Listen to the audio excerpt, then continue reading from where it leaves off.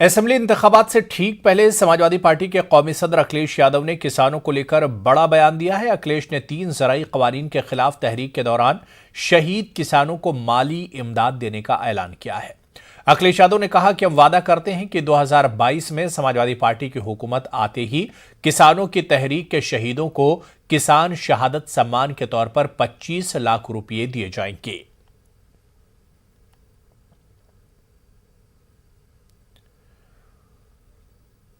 तमाम सियासी पार्टियां उत्तर प्रदेश असेंबली इंतखाबात जीतने की भरपूर कोशिशें कर रही हैं। ऐसे में समाजवादी पार्टी के सरबराह अखिलेश यादव बीजेपी को इख्तिदार से हटाने में कोई कसर नहीं छोड़ना चाहते। ओपी राजभर के साथ इत्तेहाद का बाज़ाब्ता ऐलान करने के बाद अखिलेश यादव जल्द ही आरएलडी के साथ इत्तेहाद का ऐलान कर सकते हैं। इसी बीच आम आदमी पार्टी के राज्यसभा एमपी संजय सिंह ने अखिलेश यादव से मुलाकात करके सियासी गलियारों में हलचल मचा दी है। अखिलेश से मुलाकात के बाद संजय सिंह ने कहा कि यूपी में एक तानाशाह की हुकूमत चल रही है। आज समाजवादी पार्टी के राष्ट्रीय अध्यक्ष अखिलेश यादव जी से मुलाकात हुई और काफ़ी सार्थक अच्छी चर्चा हुई उनके साथ। उत्तर प्रदेश को भारतीय जनता पार्टी के और आदित्यनाथ जी के कुशासन से मुक्त कराने के लिए एक कॉमन एजेंडा पे समान मुद्दों पर एक रणनीतिक और राजनीतिक चर्चा हुई है। उत्तर प्रदेश आज जो आदित्यनाथ जी के राज में भ्रष्टाचार का गढ़ बन चुका है, माताओं बहनों की सुरक्षा नहीं है, हाथरस जैसा कांड होता है जहां पे गरीब की बेटी को रात में 2 बजे जला दिया जाता है, बेरोजगारी के सवाल पर नौजवानों को मुकदमे मिलते हैं, लाठियां मिलती हैं, किसान को उसके फसल का दाम नहीं मिलता। ऐसे तमाम मुद्दों पर बातचीत हुई और भाजपा से मुक्त उत्तर प्रदेश कराना है, इनके कुशासन से मुक्त उत्तर प्रदेश को कराना है, इसके बारे में अखिलेश यादव जी से बातचीत हुई है। मजलिस इत्तेहादुल मुस्लिमीन के तर्जुमान आसिम वक़ार का कहना है कि समाजवादी पार्टी के साथ इंतखाबी इत्तेहाद की अभी तक कोई बात नहीं हुई। उन्होंने कहा कि राजभर अपने बयानात से लोगों को गुमराह कर रहे हैं। मैं आसिम वक़ार लखनऊ में रहता हूं। अखिलेश जी मुझे पर्सनली जानते हैं, मेरा नंबर भी उनके पास है। उनको अगर हमसे बात करना है तो मैं अवेलेबल हूं, बिल्कुल अवेलेबल हूं। आप जब चाहें फोन करके मुझसे बात कर सकते हैं, मैं तैयार हूं। आपको हमसे बात करने के लिए, एमआईएम के लिए अगर आप सीटें देना चाहते हैं तो आप हमसे बात कीजिए, हम अवेलेबल हैं। आपको हमसे बात करने के लिए किसी मध्यस्थ की, मीडिएटर की जरूरत नहीं है, हम आपस में बात कर लेंगे। आप खेल रहे हैं राजभर साहब। और दूसरी बात, आप खाली इतना बताइए कि आपको कितनी सीटें मिल रही हैं और कहां से मिल रही हैं। पहले आप अपने सीटों का ऐलान कीजिए कि आपको कौन सी सीटें मिल रही हैं। और मैं आखिरी में फिर कह रहा हूं कि हमारी किसी से कोई बात नहीं चल रही है, गुमराह किया जा रहा है। लेकिन एक बात साफ कर दूं कि अगर अखिलेश जी हमसे गठबंधन चाहते हैं तो हम तैयार हैं, हमसे बात करें, हम लखनऊ में हैं, अवेलेबल हैं। योगी हुकूमत के तर्जुमान और काबीनी वजीर सिद्धार्थ सिंह ने असदुद्दीन ओवैसी और एसपी के दरमियान गठजोड़ को लेकर ओम प्रकाश राजभर के बयान पर सख्त रद्द-ए-अमल जाहिर किया। उन्होंने कहा कि ओम प्रकाश राजभर के बयान से साबित हो गया है कि ओवैसी बीजेपी की बी टीम नहीं बल्कि समाजवादी पार्टी की बी टीम है। सिद्धार्थनाथ सिंह ने कहा कि जो सच था वो अब लोगों के सामने आ गया। उन्होंने कहा कि रियासत में एसपी और एमआईएम और दीगर पार्टियां एक साथ आएंगी। देखिए, जो सच था वो सामने आ गया। कहते थे कि ओवैसी जो है उनकी पार्टी भारतीय जनता पार्टी की बी टीम है। अब सामने जो सच है वो आ गया है कि ओवैसी समाजवादी पार्टी की बी टीम है और वो सब मिलकर एक साथ आकर एक माहौल सांप्रदायिकता का बनाना है। और ओवैसी साहब तो सांप्रदायिकता के माहिर हैं, तो वो जितनी भी राजनीतिक सांप्रदायिक नौटंकी कर सकते हैं वो करेंगे। और उससे जो लाभ है, जो एक पोलराइजेशन का जो लाभ है, वो समाजवादी पार्टी को मिले, इस दिशा में काम कर रहे हैं। अब सच सामने है, जनता अपने आप देख रही है। वसीम रिजवी की मुश्किलें बढ़ गई हैं। मारूफ आलिम दीन मौलाना कल्बे जवाद नकवी की जानिब से कोतवाली चौक में तहरीर दी गई, जिस पर एफआईआर दर्ज हुई है। मारूफ तंजीम उलमा मजलिस हिंद के मुताबिक वक्फ अमलाक के तहफ़्फ़ुज़ के रास्ते हमवार हो जाएंगे।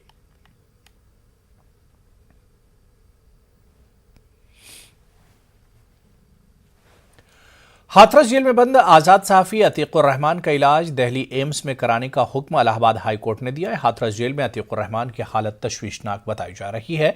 इनको फौरी तौर से हार्ट सर्जरी की जरूरत है। अतीकुर रहमान को हाथरस आबरूरेजी केस की रिपोर्टिंग के दौरान गुज़िश्ता बरस अक्टूबर माह में गिरफ्तार किया गया था।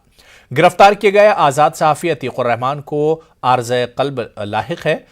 अतीकुर रहमान की तरफ से इलाहाबाद हाईकोर्ट में जमानत और एम्स में इलाज के लिए दाखिल की गई अर्जी पर समाअत करते हुए जस्टिस महेश चंद्र त्रिपाठी और जस्टिस सुभाष विद्यार्थी के बेंच ने एम्स में इलाज के लिए अर्जी मंजूर कर ली। अदालत ने रियासती हुकूमत को हुक्म दिया है कि वो एम्स में अतीकुर रहमान के इलाज का मुनासिब इंतजाम करे। ख्याल रहे कि अतीकुर रहमान और केरल के सहाफी सिद्दीक कप्पन को गुज़िश्ता बरस अक्टूबर में हाथरस पुलिस ने गिरफ्तार किया था। पुलिस ने अतीक पर पॉपुलर फ्रंट ऑफ इंडिया का रुकन होने का इल्जाम लगाया था और इनको यूएपीए के तहत हाथरस जेल में बंद कर दिया था। कि इनके हार्ट में कुछ ट्रबल है, जो अतीकुर रहमान के हार्ट में ट्रबल है, जिसको के पहले भी ये इलाज करा रहे थे। अरेस्ट होने से पहले 2018 से ही इनका इलाज एम्स में चल रहा है। जब ये डिटेक्ट हुआ तो जेल ने इनको रेफ़र किया, जेल हॉस्पिटल में रेफ़र हुए। जेल हॉस्पिटल ने कहा कि हमारे पास फैसिलिटीज़ नहीं है जिस तरह की बीमारी है, तो इनको लोकल पीएचसी में रेफ़र हुआ। पीएचसी ने ये कहा कि नहीं साहब, हमारे बस के बाहर है, ये बहुत मतलब सीरियस बीमारी है, इसको और कहीं रेफ़र किया जाए। फिर उसके बाद जब उनको वहाँ से वहाँ रेफ़र हुआ तो वहाँ पे जो है इनको क्या नाम है, ये बताया गया कि एम्स की ऐसी ऐसी रिपोर्ट है। तो जेल अथॉरिटीज़ ने फिर उनको लिखा आईजी प्रिजन को कि साहब एम्स में इनको दिखाया जाए। एम्स को उन्होंने रेफ़र किया। एम्स ने कहा कि हमको 2 लाख रुपए 10 बोतल खून अगर एडवांस में दे दिया जाए तो हम इसको इलाज कर सकते हैं। रोज बरोज बढ़ती महंगाई और बेरोजगारी के खिलाफ इलाहाबाद में कांग्रेस ने एक बड़ा एहतजाजी मुजाहरा किया। इस मुजाहरे में कांग्रेस अक़लियती मोर्चा और एनएसयूआई समेत कांग्रेस खातून शाख के कारकुनान ने भी शिरकत की। मुजाहरे में रोजमर्रा की जरूरी अशिया की कीमतों में बेतहाशा इजाफे के खिलाफ जमकर नारेबाजी की गई। मुजाहिरीन का कहना था कि बीजेपी की हुकूमत में अवाम को मुख्तलिफ महाज पर मुश्किलात का सामना है। ऐसे में कांग्रेस मौजूदा हुकूमत के खिलाफ मुल्कगीर पैमाने पर एहतजाजों का सिलसिला जारी रखेगी। टमाटर तो 80 रुपए किलो बिक रहा है, हरी मिर्च महंगा बिक रहा है, गोभी का सीजन इस वक्त है, गोभी महंगी बिक रहा है, आलू 35 रुपए पर किलो के हिसाब से बेचा जा रहा है। तो उत्तर प्रदेश की सरकार किसानों को राहत देने के बजाय किसानों की रकम पर डाका डालने का काम कर रही है और आम आदमी को लूटने का प्रयास कर रही है। भारत की पूर्व प्रधानमंत्री श्रीमती इंदिरा गांधी की प्रतिमा से यह यात्रा निकल चुकी है। अब ये शहर के विभिन्न वार्डों में होते हुए कर्मचारियों के बीच में जाकर महंगाई के बारे में अवगत कराएंगे।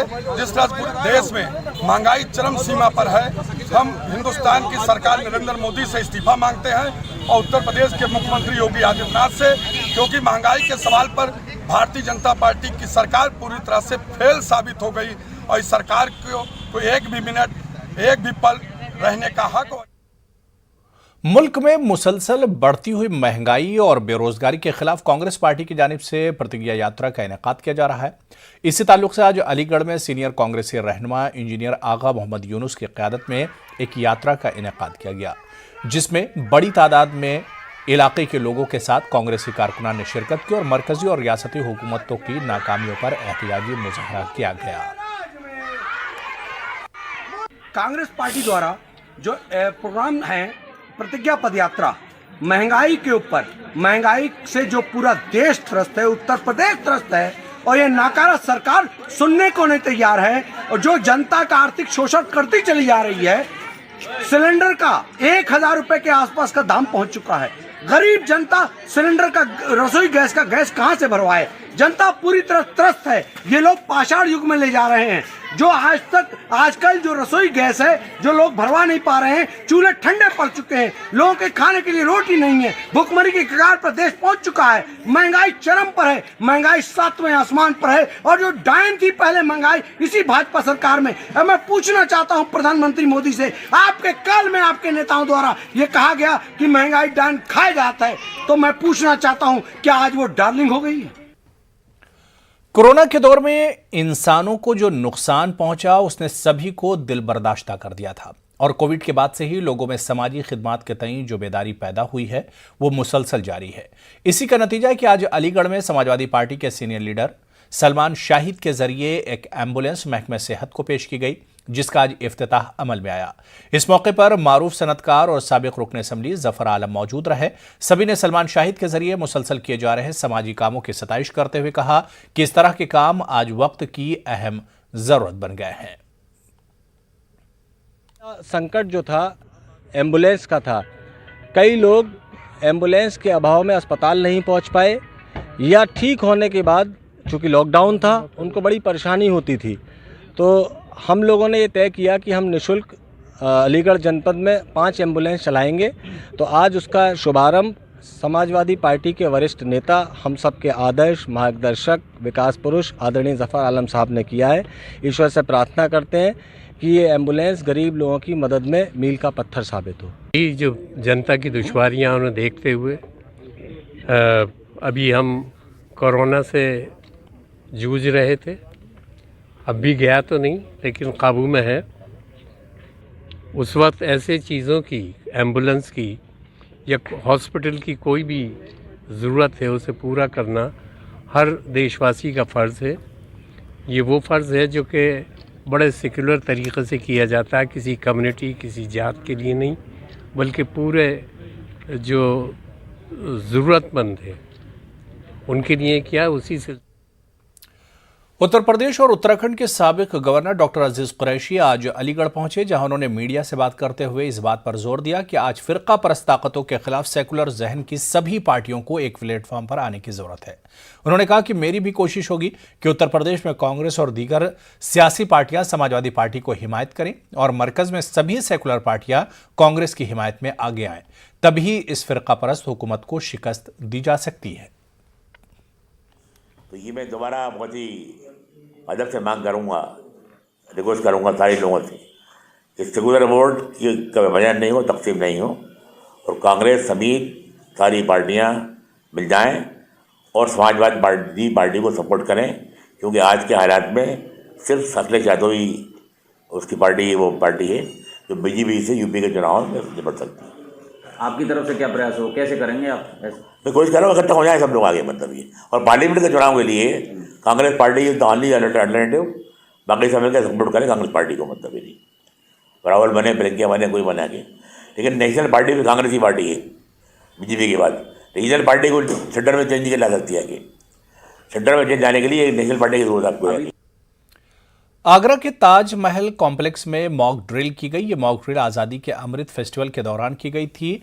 एनडीआरएफ के जवानों ने इस मॉक ड्रिल का एहतमाम किया। दरअसल जब जलजला आता है तो कोई इमारत के नीचे दब जाता है, इसे कैसे बचाया जाए, क्योंकि ताजमहल बजाते खुद एक बड़ी इमारत है। इसके अलावा चारों तरफ बड़ी बड़ी तारीखी इमारतें और राहदारियां भी हैं। ऐसे में अगर जलजला आता है और सयाह दब जाते हैं तो इन्हें कैसे बचाया जाए, इस बारे में ये मॉक ड्रिल की गई।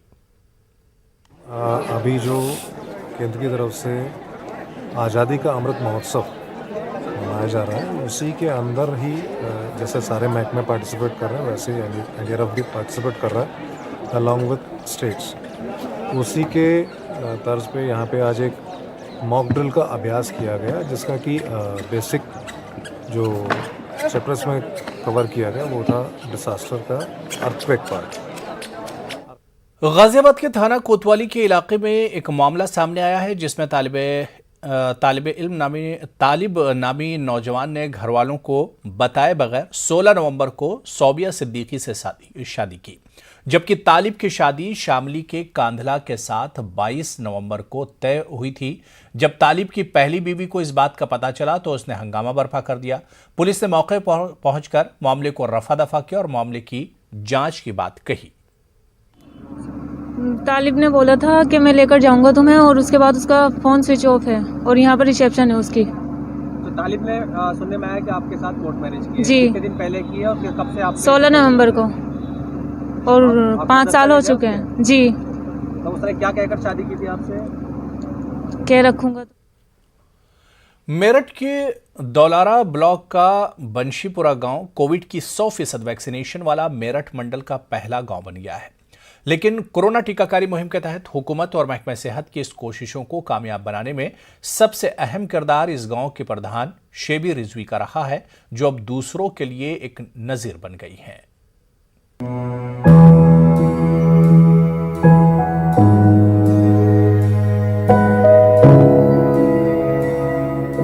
मेरठ के दौराला ब्लॉक का बंशीपुरा गांव मुस्लिम अक्सरियत की मिली जुली आबादी वाला गांव है। जिले में टीकाकारी मुहिम की शुरुआत के बाद गांव में भी वैक्सीनेशन कैंप के जरिए वैक्सीन लगाने की शुरुआत की गई, लेकिन इब्तिदाई मरहले में वैक्सीन लगवाने वालों की तादाद बहुत कम रही। लेकिन इस साल ग्राम प्रधान के इलेक्शन में कामयाब होने के बाद शेबी ने अहद किया कि गांव में 18 साल से ऊपर के सभी लोगों को टीका लगवाने के लिए हर मुमकिन कोशिश की जाएगी। घर वालों, गांव के बुजुर्ग अफराद की मदद और मकामी मेडिकल स्टाफ के ताउन से शेबी ने कामयाबी हासिल की और इनका गांव बंशीपुरा मेरठ मंडल का पहला 100% वैक्सीनेशन वाला गांव बन गया है। मतलब सब हमारे घर के हर मेंबर ने अलग अलग समझाया सबको, और घर घर भी गए समझाने के लिए, और आशा वाशा को भी भेजा। दिक्कत यही है, वो से जो लगवाना नहीं चाहते थे उन्हें बार बार समझाना पड़ा, और बार बार समझाने के बाद उन्होंने वैक्सीन लगवाई।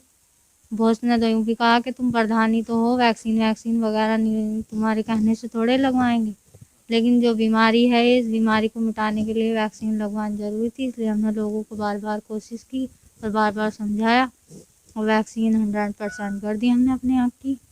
बहुत मेहनत करी थी, आशाओं के साथ लग कर बड़ी मेहनत करी, और जैसा यहाँ आवे बीवे उन्हें भी समझावा है। बस दिक्कत क्या आते थे, इन्हों कह रहे थे भाई ये ऐसा है इससे कुछ नहीं होने का, नहीं मगर नहीं, बीमारी भागेगी।